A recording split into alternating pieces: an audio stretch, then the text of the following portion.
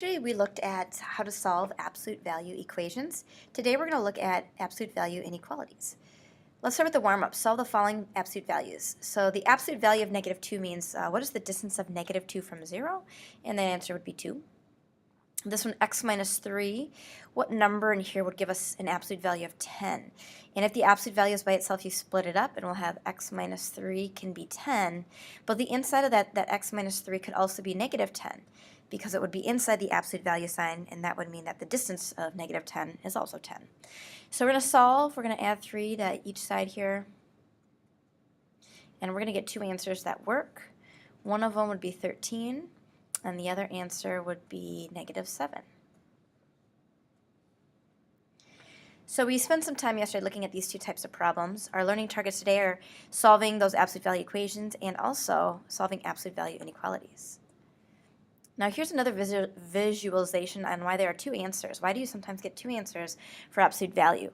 Let's make a table for y equals the absolute value of x. So when x is negative 3, we're going to plug that in here. Y equals the absolute value of negative 3, and the absolute value of negative 3 is 3.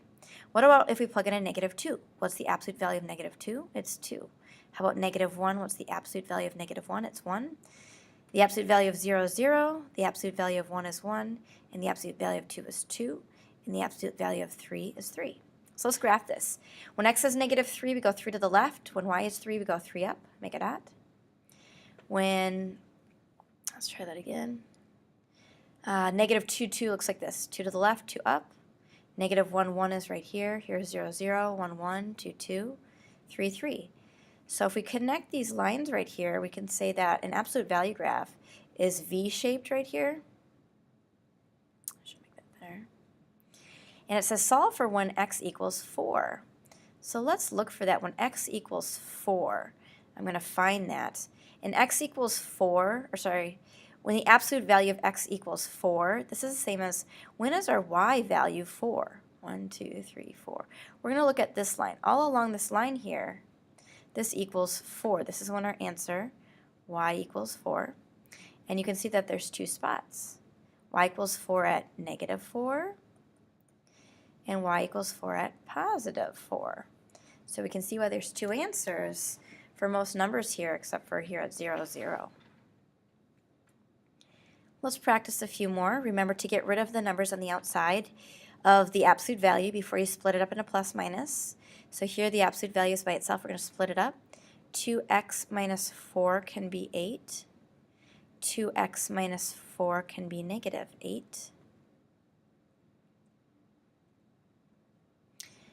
And if we solve this, first step we're going to add 4 to each side.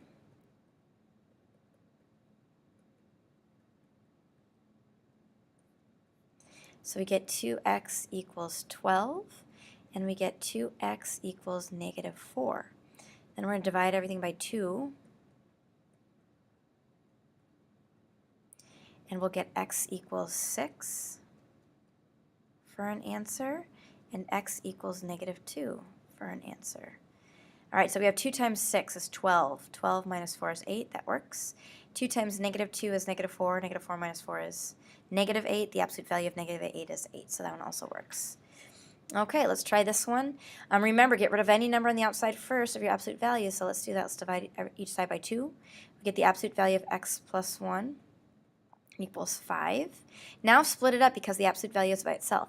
So you get x plus 1 equals 5, and x plus 1 equals negative 5. Subtract 1 from each side, and we get x equals 4, and x equals negative 6. So there's two answers that work. Okay, let's take a look at this one. There's a number on the outside that's divided by 4. So first step, multiply each side by 4. We get the absolute value of x minus 3 equals 4. Now the absolute value is by itself, so let's split it up. I'm going to erase this right here so I have more room. So we're going to split it up to x minus 3 equals 4, and x minus 3 equals negative 4. We're going to add 3.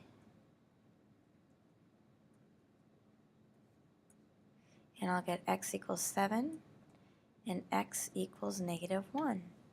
And if you plug that in, and check your answer. We should get a 1 on each side. So let's try. 7 minus 3 is 4. 4 divided by 4 is 1. Negative 1 minus 3 is negative 4. The absolute value of negative 4 is 4. 4 divided by 4 is 1. So they work. Second part of our lesson today is absolute value inequalities. We're going to do an exploration. The first case is for less than or equal to. And here's the problem. And let's do this. Find, the problem is the absolute value of x is less than or equal to 4. It says find all and put dots on the positive numbers that are less or equal to, I think I butchered the word in here. Basically, I want you to find all the numbers, the positive numbers, that are less than or equal to 4. All right, so here's 4. Here's all the positive numbers less than or equal to 4, and we'll count 0 as well. And then it says find and put dots on all the negative numbers that would be less than or equal to 4 if they were positive. So if negative 3 was positive, that would work. If negative 4 was positive, that would be equal to 4. Negative 2 and negative 1. So really, for absolute value, you're going to have a bunch of answers. Anything between negative 4 and 4, that's going to work. So the general rule for less than or equal to is we'll have the absolute value of x is less than or equal to 4. We're going to split it up. And I'm going to pretend that's an equal sign then, and we'll say x can be 4, and x can be negative 4, and it can be everything in between as well. Okay, so if it's less than or equal to, it can be between those two answers. Let's look for when it's greater than or equal to 4. So it says put dots on all the positive numbers that are greater than or equal to 4. Okay, so all the numbers that are greater than or equal to 4 would be 4, 5, 6, and 7. What are negative numbers that, if they were positive, would be greater than or equal to 4? Well, 4 would work, 5, 6, and 7. So basically, it's all these numbers to the right of 4 and to the left of negative 4. So the general rule, if it's greater than or equal to, you find your answers, and then it's going to be bigger than the biggest number, or it's going to be smaller than the smallest number. Okay, so it's not going to be between. I say it's going to be beyond those numbers. Okay, let's take a look at some situations here after restart my workspace. Okay, so here's some practice. Let me take a screenshot and give myself more room. Okay, so the first one is x is less than or equal to 2. So I'm just going to split that up, and we'll say x can be 2, x can be negative 2. And this is less than, so it's between. And you can check your answer too after you graph. So if I make a number line, I'll put my negative 2, put a dot on that, and a 2, and we use a closed dot because of the equal sign. And it's going to be any number between. So an example would be like 1. 1 is between those numbers. Is 1 less than 2? Yes, it is. How about negative 1? Is the absolute value of negative 1 less than 2? Yes, it is. How about 0? Is 0 less than or equal to 2? Yes, it is. So there's the first example. All right, the next example split up, and we'll get x equals negative 5 and x equals 5. So this one, our lowest number is negative 5, our highest number is 5. We use open circles because there's not an equal sign. And this one right here is greater than, so we're going to shade beyond the numbers. So smaller than the smallest, bigger than the biggest. You can test, is 6, which is over here, is 6 greater than 5? Yes, it is. Is the absolute value of 6 greater than 5? Yes, it is. Okay, let's do the next one.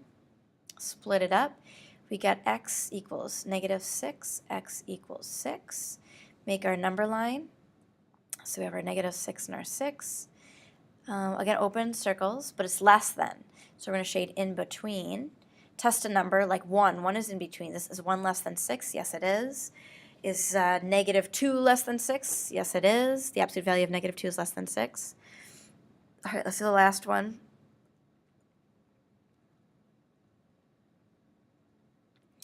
Okay, this last one I'll do down here.